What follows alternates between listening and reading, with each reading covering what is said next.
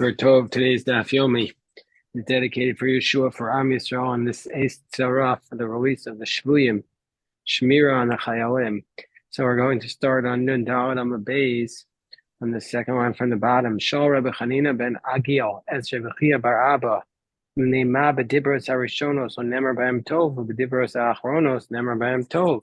It says by the Ten Commandments, when the Seres HaDibros appear in V'es Lanan, it says, honor your father and mother, like Hashem commanded you. So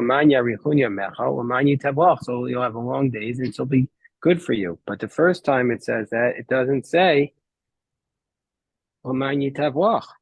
so why does it say this only by the second set of the Ten Commandments, but not by the first set of the Ten Commandments?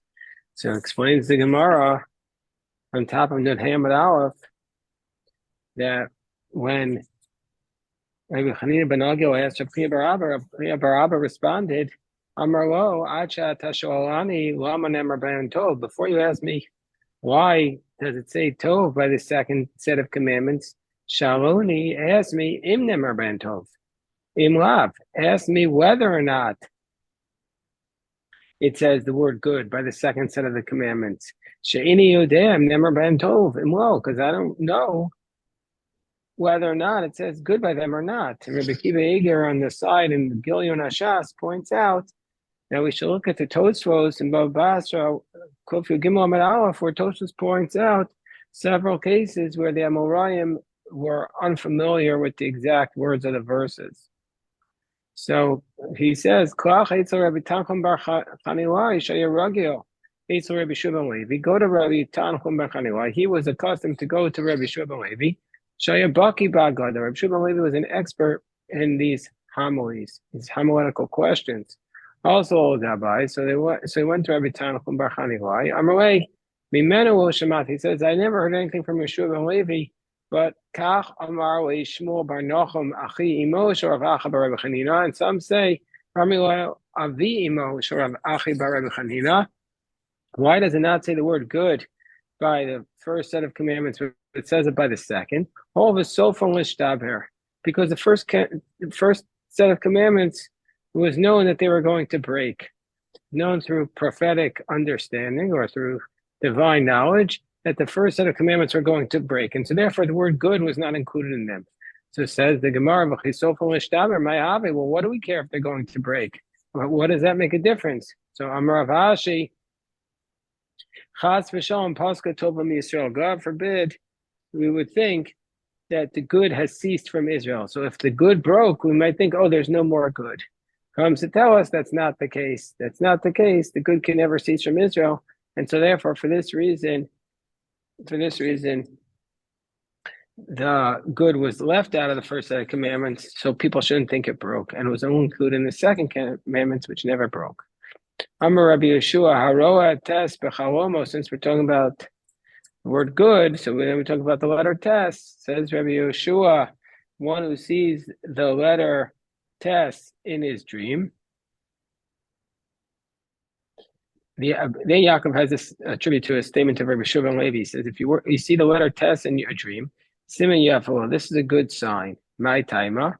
Why is it a good sign? If you want to say because Tes is the first letter of good, Tov, Ema, but we have a problem with that because it says Vita'ata Tita Bitam Bimat Hashmed. He says he swept him away with the I'll sweep it clear with the broom of destruction. So a test is also something negative. So Gemara says chad test coming. No, if you see one test, then it's good. But two tests is the problem. The Gemara says, but Ema from Book of Eicha, Ema tumasa b'shulah. I saw her tuma on her hem as part of the destruction and the destruction of the captured woman. It's a reference to Jerusalem. Tumasa b'shulah. Her tuma was on her hem. Gemara says tet beis kamrinan. If you see the letter tes and beis, that's good. Gemara says ema tavu ba'aretz shara. Her gates sunk into the earth from the book of Eicha. Tavu ba'aretz shara. So that's no good. So Gemara says, Ella ho pasach ba kasav tova tchila. No, so the reason why if you see Tes good is because since the Torah, the first time the letter Tes appears in the Torah, it appears in context. It appears in the word Tov. Shemi Bereshis ad vayar Kimas Or Moksiv Tes up from the beginning of Bereshis until vayar Kimas Or Ki Tov. That letter Tes is the first time the word Tov appears. If you see Hesped in one's dream, it's shows that heaven is having mercy upon you and they've redeemed him. Because it's Has paid is like Has pod. That's only if you see it written down, but not if you just hear it. And so too, we learned in our Mishnah that the prohibition of Kalayim does not only apply to two different types of animals, but also if it's a chaya and an oaf, a wild animal and a bird. So Amar Reish Lakish, Kanshana Rebbe, here Rebbe taught us, Tarnagol, Tavas, Ufez Yoni, that these are three different types of birds, a chicken, a peasant, bird, and a different type of bird. Maybe it's Rashi calls this bird a puan boaz, which is Rashi says that for a female bird, the puan is, if it's a female bird, it has a very long tail, and it's very beautiful colors. And okay, so maybe it's like a peacock and then there's also a Pardit's bird. These are the different terms. You can't know exactly what they are, but these are reference to types of birds. Anyway, so if they mate with each other, they're koyim zeh b'zeh. These are koyim with each other. So the Gemara says, well, pshita, it's obvious. No, so it says, Rav Chaviva mishum derabu ba'adadei. So because they live together and they're living amongst each other, so therefore, since they're living amongst each other, you might have thought that they're one species. Kamash Malan, Rishak is teaching us the three distinct species, and so therefore three distinct breeds or species, and so therefore, the prohibition of climb applies. Says Shmuel, an avaz abar, if you have a goose and a wild goose, that's considered to be kilayim. That's going to be kilayim. That's prohibition. My time, and what's the reason? Is it because one is a long beak, one is a short beak? If that's the case, gamla parsa, gamla taya, a Persian camel and a Arabic camel, the high olim kuei, the high cotton kuei, which one has a thick neck, one has a thin neck. Would you say that that's koyim zebazet? And we know that's not. So says Abaye, one has their male organ external, one has it internally. And so therefore that's the reason why they're two different creatures, two different species for kalayim. Rav Papa says, Ha te'una chada biyasa b'shecha, va te'una kama biyasa b'shecha. So he says one is because one has one egg each time it goes through a heat cycle, and the other has several eggs. So therefore they produce their eggs differently. If you want to mate together two species in the sea, you're going to get lashes for klayim. My time. Because it says the words lamineu, both by the creatures in the sea and also by the creatures in the dry land. So we compare it to the dry land, just like kalayim applies there, also applies to creatures in the sea. So let's say a person is trying to have his wagon led by a goat and a creature of the sea, a shibuta. Mao, do we say, so this fish, this aquatic animal, be tied to the wagon with the goat, and so the goat is leading with the aquatic animal. Do we say, do we say, since the goat doesn't go in the sea and the shibuta doesn't go in the dry land, well, klum of it. Therefore, you've done nothing. You're not in violation of kalayim. Or maybe you're still leading them, and so therefore it's a problem. So Ravina challenges Selmiata Chibur chita v'siora biyado v'zara chita ba'aretz u'seora b'chutz la'aretz. Let's say you combined wheat and barley in one's hand, and then you stow them, the wheat in Israel and the barley outside of Israel. Hachinami d'mechayev. When you say here also that you're liable for kolayim, would you say that that's also a prohibition? They're two distinct spaces. Amri Hachayashi says not the same thing. Hasam Eretz Makom Chiyuva, Chutz La'aretz Lo Makom Chiyuva. Israel is the place, and of Israel is where you're liable for kolayim. When outside of Israel, you're not. Hacha Idi v'Idi Chiyuva here. In this case, both of the areas of kolayim are in both places. If you were to lead a ship in the sea with two different types of fish, you for sure be liable. So therefore, the only question is, one is in the dry land and one is in the sea. So for sure, the prohibition applies. We will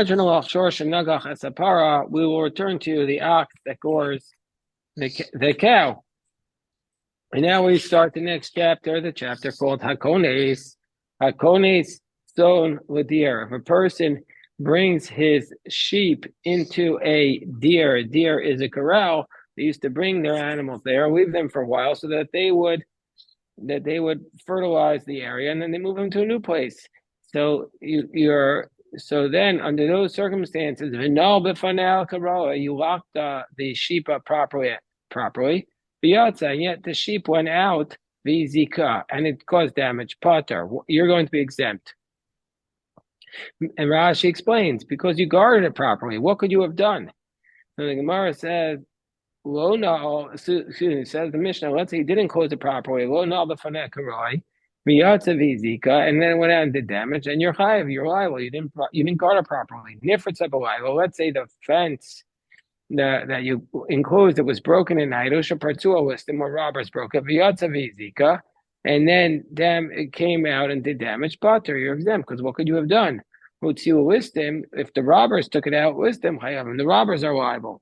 Let's say you put it in the sun, and Rashi explains there the sun causes it to be in distress, and so therefore it's not enough to have a regular guarding, because it's going to be in distress, so it's going to want to get out. Or you gave it over to somebody who's not of sound mind, and it goes out and does damage. There you're liable, because there you didn't guard it properly. Let's say you gave it over to a shepherd to watch.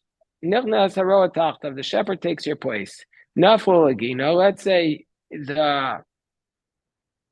the sheep fell into a garden. Rashi says basically it's standing on a roof, and accidentally it falls from your roof into your neighbor's yard.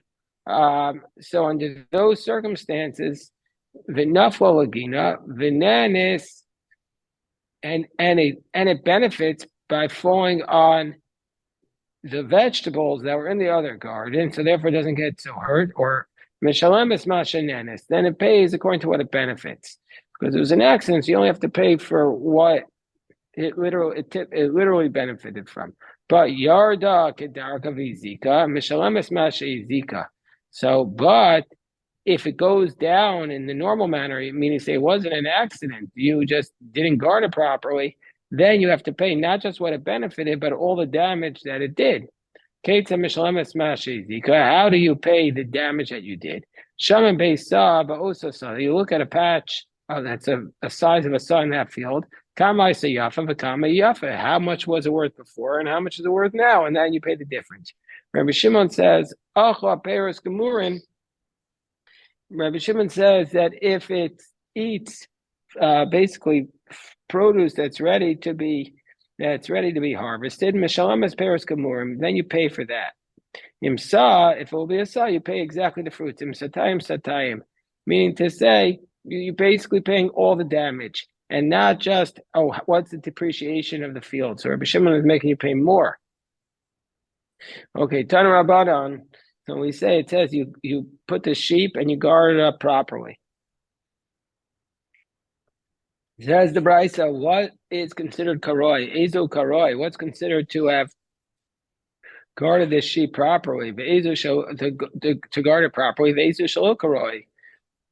and what's improper? So the Gemara says, if it was a regular door that could withstand the regular wind, that's proper. You just have to put in a regular door. But if it can't withstand a regular wind, then it's then it's improper. Meaning to say, you have to do what's called a shmira pachusa, a minimal guarding, just the minimal done. That's what Rashi says. So, well, we'll see in the Rashi in a moment. Amar Rebbe Mani Bar Patish, Ma'antana Mued, the Sagile Bishmira Pachuta, who is the author of our Mishnah, who says that if it's an animal that's a muad, it's still sufficient to do what's called a shmira pachusa, just a minimal watching. We'll look at Rashi. Here Rashi says, Mani Masnisin, who's the author of our Mishnah, who says that a sheep, its own shezika b'shem irregular, it does its damage with tooth and foot, for which it's a muad, then nevertheless, it's sufficient to just close the door karoi, meaning to say a shmira pachuta. Who is the author of our Mishnah who says that? So, and therefore, if it would be a ruach she'ein mitzuya, it wouldn't be responsible. So, who's the author of our Mishnah, who says by Amua you just need a shmira pachusa, minimal guarding? This is Rabbi Yehuda. He did tonight. We learned in the Mishnah, kisharo ba'al b'mosera. Let's say its owner tied it up by its reins, but no, a fun of karoi, and he closed the door in front of it properly. The yatsa v'hizik, and it goes out and does damage. The Meir says, since you only did a shmir pachusa, minimal guarding, then you're going to be responsible whether it's a tam or a muad. Whereas Rabbi Huda says, tam chayev, that if it will be a tam, you're liable, but muad pater. But if it's a muad, which is what we're talking about here, and counterintuitively, you're going to be exempt. And the reason is because one of the theories is because by muad, everybody in the world has to watch it. So therefore you're exempt. But it really is just based upon a verse. It says, V'lo yishmerenu ba'alav. It says, why are you responsible for muad? If the owners did not watch it, but Shomer who's in, this one was watched by the owners. So Rabbi Eliezer says, Engo shmira elasak. Rabbi Eliezer says, no, it's impossible to ever watch it. Meaning, say, even if you do a shmira mu'ur, even if you do a complete guarding.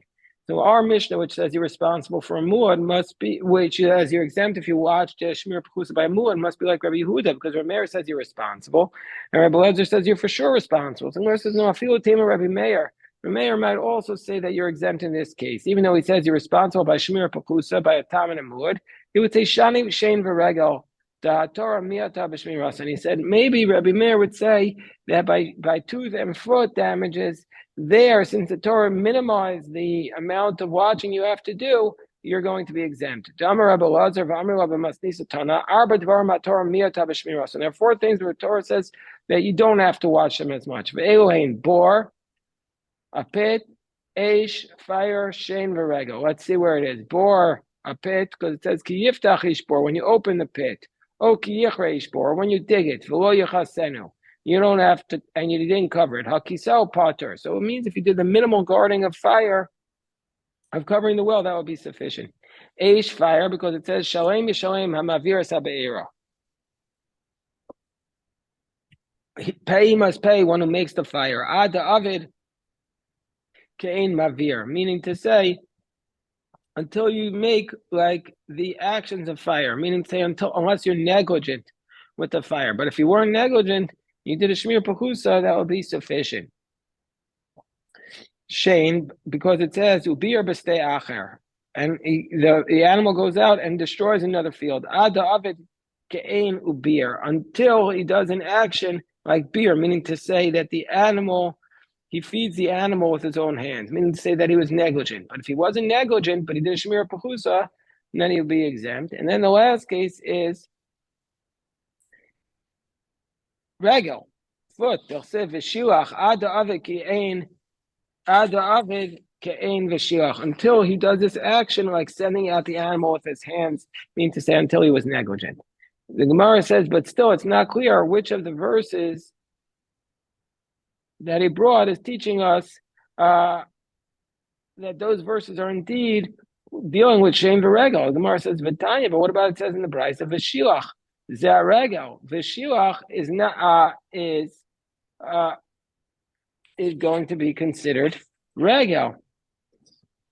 At V'cheinu Omer, it states Mishalche Regel Ashor V'Chamor. It says in the verse when Isaiah is prophesying about all the good things that will happen to Israel, it says, "Fortunate are those Ashrechem Zorei Al Kol Mayim Mishalche Regel Ashor V'Chamor." So we see that the Shiluach here goes to the regel, and Ubier is a reference to Shein. V'cheinu Omer Kasher Yiva'er Hagalal Ad Tumo. So the Gemara says, "Taima da'avid ke'ein v'shilach ubier alo avid lo." So what's the reason why you're responsible there? Because he didn't do a guarding, but if he did a shmir pechusa, he would be exempt. And so therefore, we see from here that indeed our Mishnah could possibly be like Rabbi Meir. It doesn't only have to be like Rabbi Yehuda, because Rabbi Meir could even say that in the case of shein v'regel, if he did a shmir pechusa, it would be sufficient. Amar Rabba, Masisa Nami. We can also learn from our Mishnah that even Rabbi Meir would say that if it's a shmir pechusa, you would be pater by shein v'regel. Why? The katani tzon, because it says in our Mishnah, hakonis tzon, if you bring a sheep into the corral. Milchti b'shor kaskin and v'asi. Up until now, we were dealing with an ox, not with a sheep. So why all of a sudden are we dealing with sheep? Nisnei shor. It should have said ox. Ma'ishna the katani tzon. Why all of a sudden does it mention a sheep? It must be because the Torah is telling us that by the sheep, you don't have to watch it as carefully with shein or regel, and you'll be exempt. The Khan Karen Loksibi, and isn't proof for that? Here we're not talking about damages of goring, but shein v'regel hu diksibe. But by a sheep, it's only damages of tooth and foot, and not goring. Kamash one the shein v'regel the muadin who. That we see from here that our Mishnah is talking about only about those cases that are shein and regel and not goring, and that's where it's sufficient to have a minimum watching. Shema Mina, so therefore our Mishnah is not like Rabbi Yehuda, it would hold like Rabbi Meir, but even Rabbi Meir is saying that by tooth and foot a shmir pechusa is sufficient. So, and just do the next line, and we'll pick this up. Be tomorrow's daf. Tanya Rabbi Yeshua Arba Dvarim. There are four things. Ha'osa son, and one who does these things, pater midinei adam, he's exempt from the laws of man, and so therefore you can't force him to pay. But he is chayev b'dinei shemayim, but he's liable by the laws of heaven. What are these four things? Haporetz gader b'fnei behemas chaver, one who opens up a fence in front of the animal of his friend, and as a result of this, his friend's animal goes out and runs away. Number two, somebody bends over the crops of his friend in front of a fire so that the fire will burn his friend's crops. Number three, one who hires false witnesses to testify. And number four, he knows testimony for his friend, but he doesn't testify on his behalf. Okay, we'll stop here, and God willing, we'll pick this up. After davening, we'll do another daf. Shkoyach. Thank you. Thank you.